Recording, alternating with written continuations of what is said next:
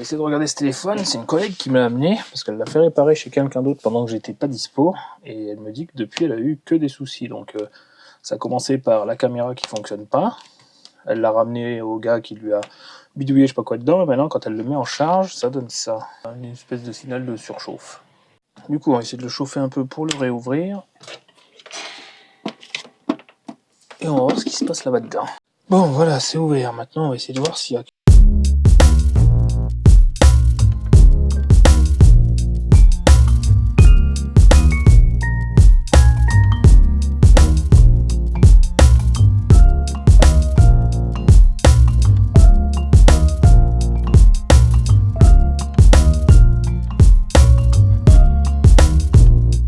J'ai testé avec ce testeur-là, toutes les pins USB sont cohérentes, donc ça n'a pas l'air de venir du connecteur USB-C.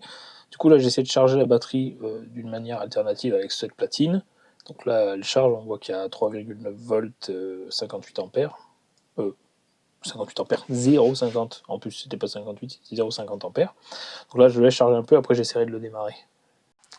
Du coup j'ai rebranché la batterie, j'ai réussi à le démarrer, hop, on voit qu'il est en route. Par contre dès que je branche le câble, là, il va se mettre en charge, logiquement, voilà, 4%. Et là, il se met en alerte, attention, surchauffe du téléphone, alors qu'il y a 0 surchauffe. Donc là, on a, à mon avis, un capteur qui envoie une mauvaise info, une sonde de température qui part en vrille.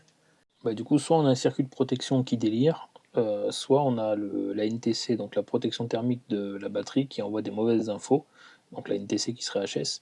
Et dans ce cas-là, changer la batterie pour résoudre le problème. Mais je pense on a 20 ou 30% de chance que ce soit la batterie, et le reste que ce soit la protection de la carte mère qui délire.